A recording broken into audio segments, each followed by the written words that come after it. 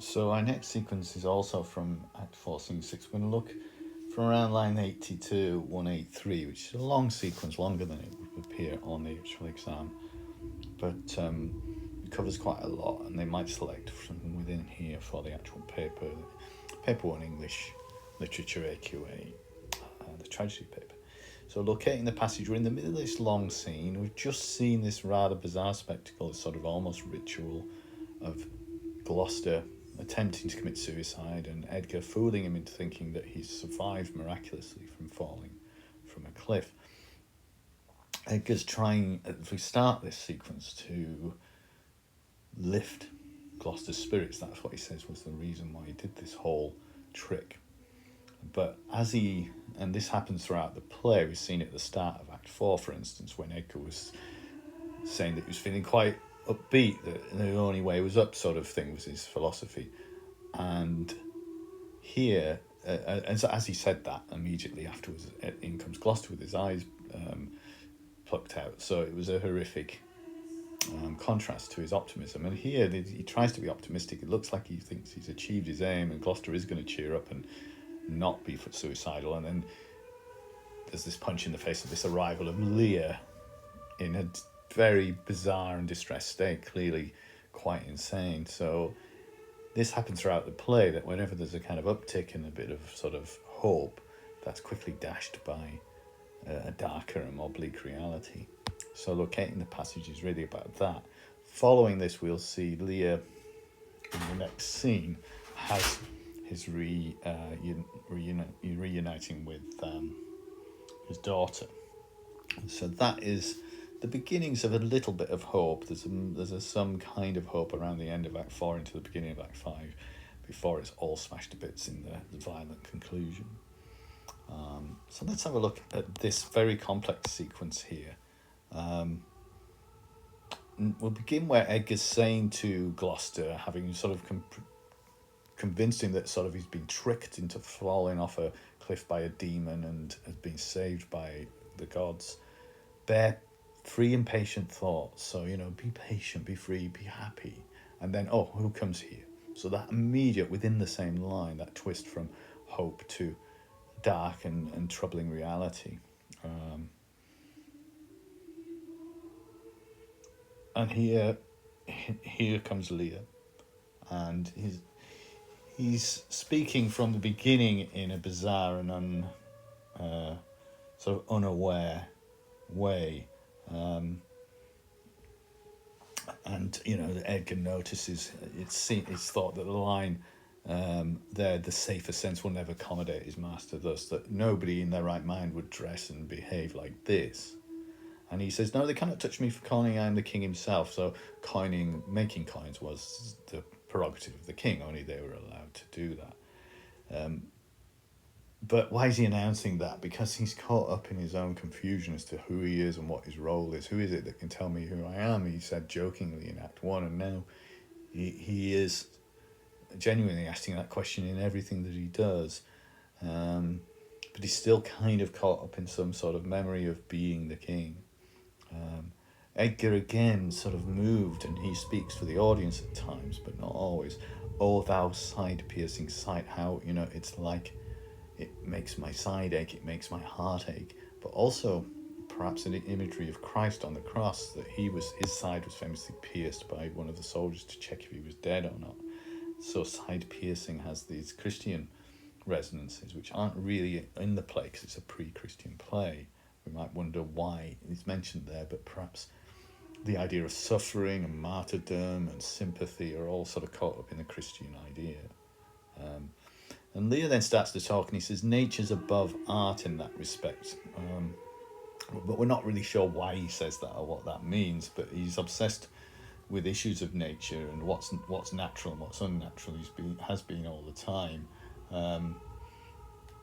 So here he seems to be talking about, I'm a natural born king, and therefore you can't accuse me of anything. I have rights. So he seems to have gone back to his sort of early perception of himself as the the center of everything, the one who everybody has to defer to. But because he isn't that anymore, he's lost all that power, and so he now is acting that out in a rather pathetic way. which comments on the stupidity of being like that in the first place, really. But it's such as he's rambling that he's going to shift into other thoughts too. So, he comes back to his sort of obsessive fury about being mistreated by his daughters, and then he starts to talk about everybody being equal, really, later on. So there's a real mixture of things throughout here. There's your press money to make you join the army, but of course he isn't giving them any money, so it's sort of like a hallucination, a bit like they're looking at the joint stools in the farm at the end of Act 3 and thinking that his daughters were there to be tried. And so now he seems to be looking perhaps at Edgar and asking, is he going to be a good soldier? Can he draw a bow? Again, sort of as if he's madly picking up on the fact that there is some sort of military operation underway, but he can't take part in it, obviously.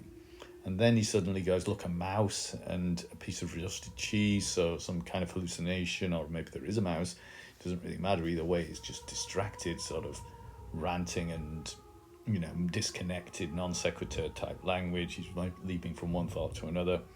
And then, starting to the well-flown birdie, the clout hue, give the words some sort of talk about hunting, perhaps, and the sort of thing, again, that he has done in the past as a king, shouting, and they send the birds up to be fired at by arrows, perhaps, or whatever, but none of this makes any sense. And that's why Edgar says sweet marjoram, which was one of the herbs that was used to calm people who had mental illness.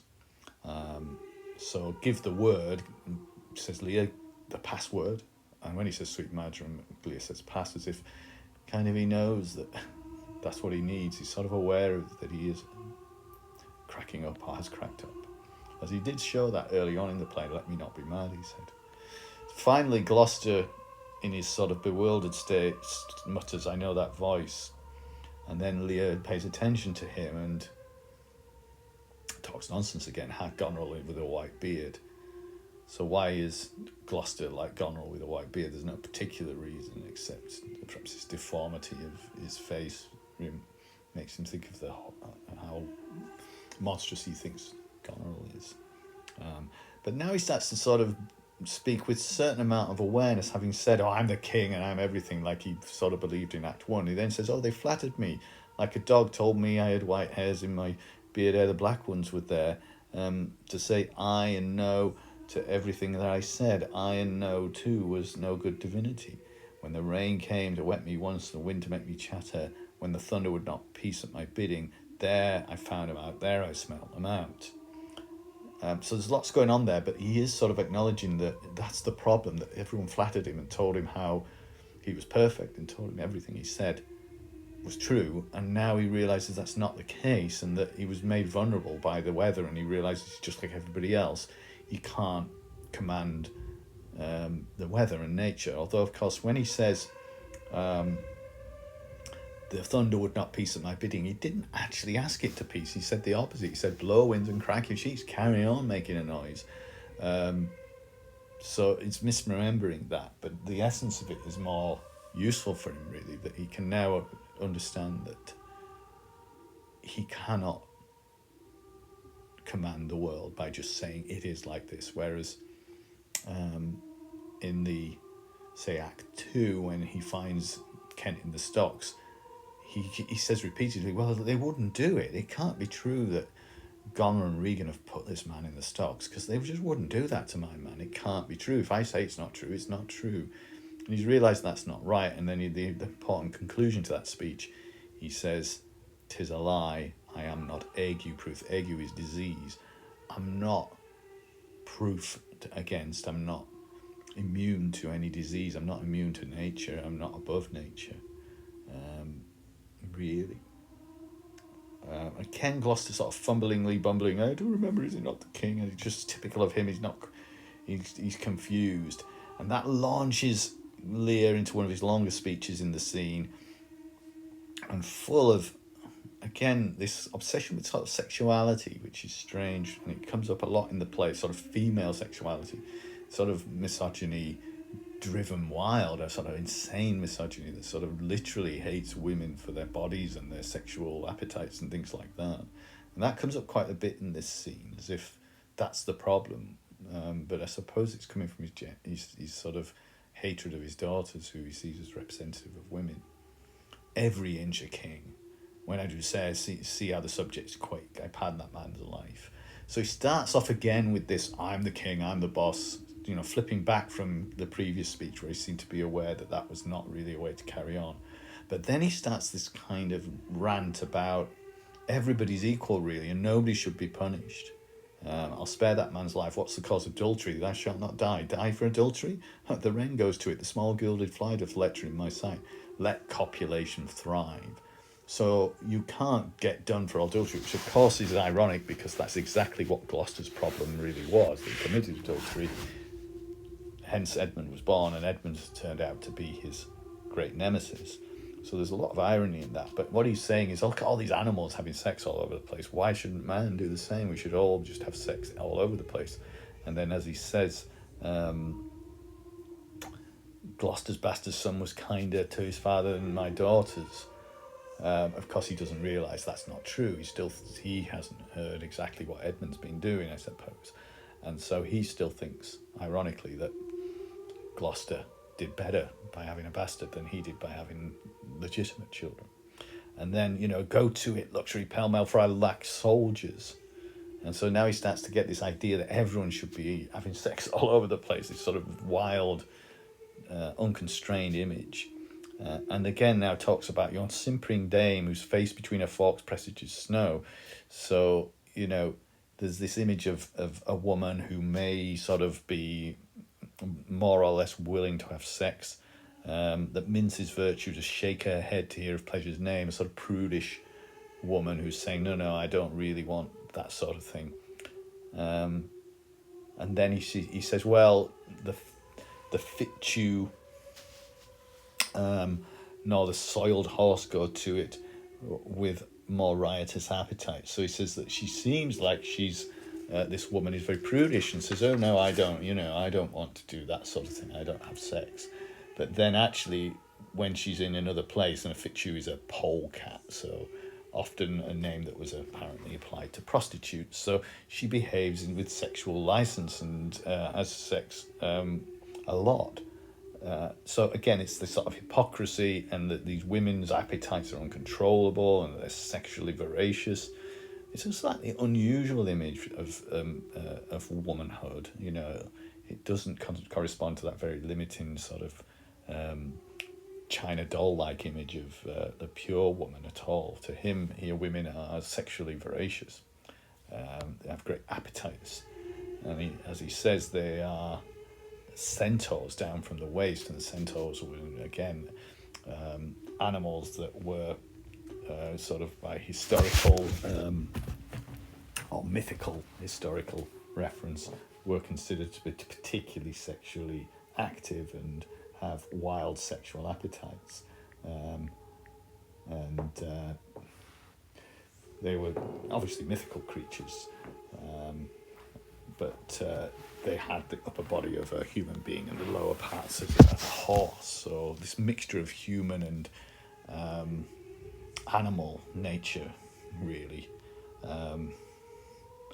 And then he starts to say, well, up above the girdle, so above the waist, the women are beautiful, but down below. And so there's this sort of rather discomforting reference to the genitals, the sexual organs of women, and it's a kind of disgusted reference, and he calls it the hell, darkness, the sulphurous pit, burning, scalding stench, consumption, pie, can't even speak anymore, can't talk properly, just can make noises.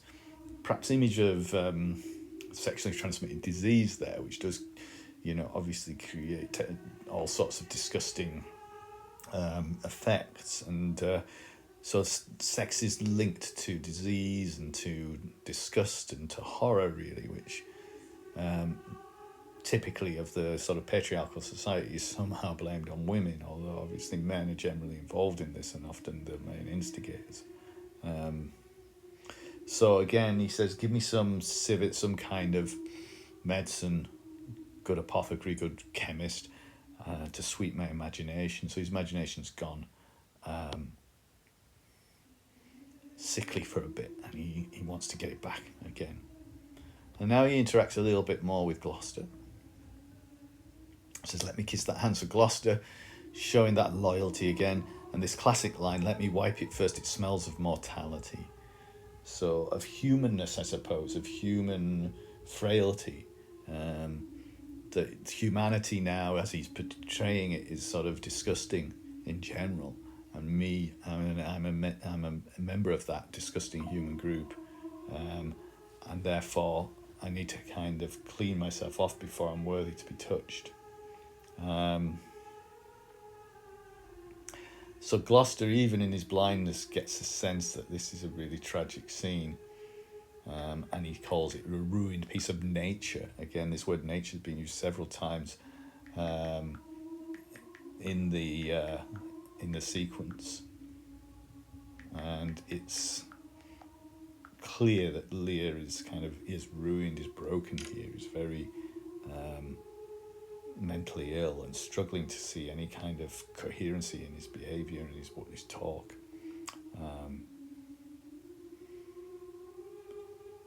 His response to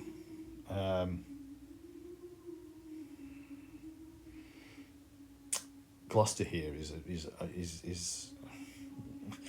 struggling to say it's comic because it can't be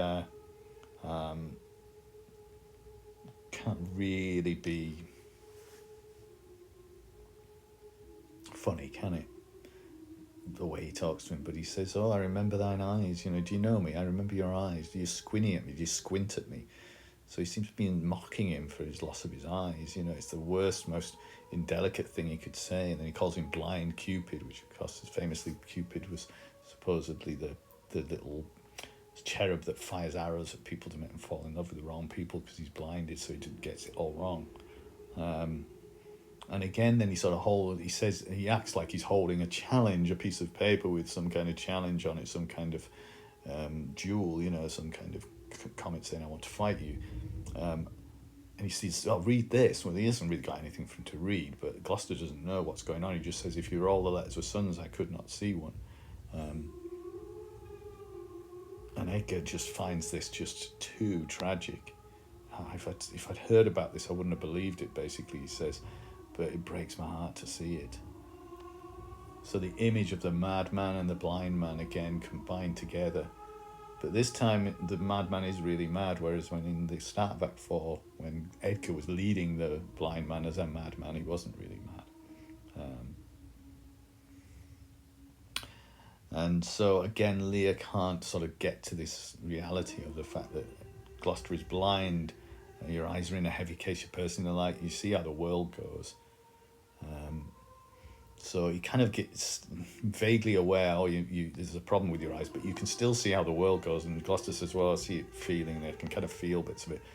And then he goes into something quite philosophically profound in that he says, well, yeah, of course you can hear things, even if you can't see, look with your ears. And what you can hear is that everything is interchangeable and nobody is really superior. And so he gets this moment of anarchy here, having started the scene by saying, I am the king. Now he says, well, listen to the justice railing upon the thief, the judge talking to the criminal, and handy-dandy, so flip-flop, which one is which? You can't tell.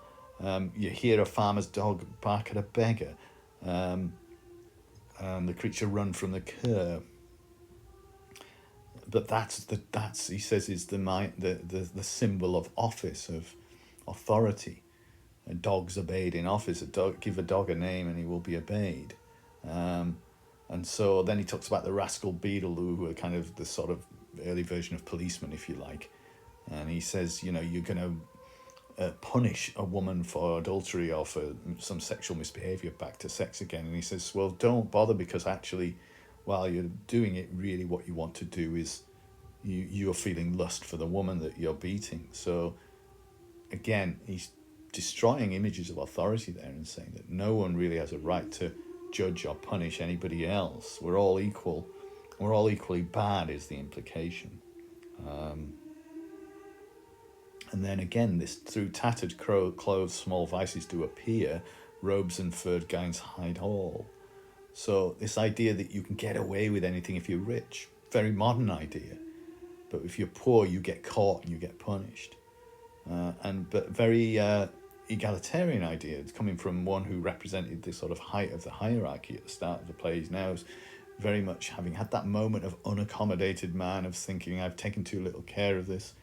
In Act 3, he's now very much talking about everybody being equal and being, compassionate for the poor, especially. So there's some sense of, a kind of hopeful improvement, if you like, but it is spilled out in a kind of mess of confused references and suddenly changing tone and mode all the time. So he's constantly flipping and flopping between different kinds of language and different kinds of feeling. But he ends up with this none does offend none, I say. In other words, where nobody is bad because we're all equally bad. And this is why Edgar says, oh, matter and impertinency, reason in madness. He's quite interested in that philosophy that nobody can offend if everybody's equally bad. And then suddenly, flip, and, well, I know you well enough, your name's Gloucester. You've got to be patient. And then he has these lines about, we came here crying. It's almost as if he starts to say something and he says it later slightly more clearly, as if there is some clarity starting to come. The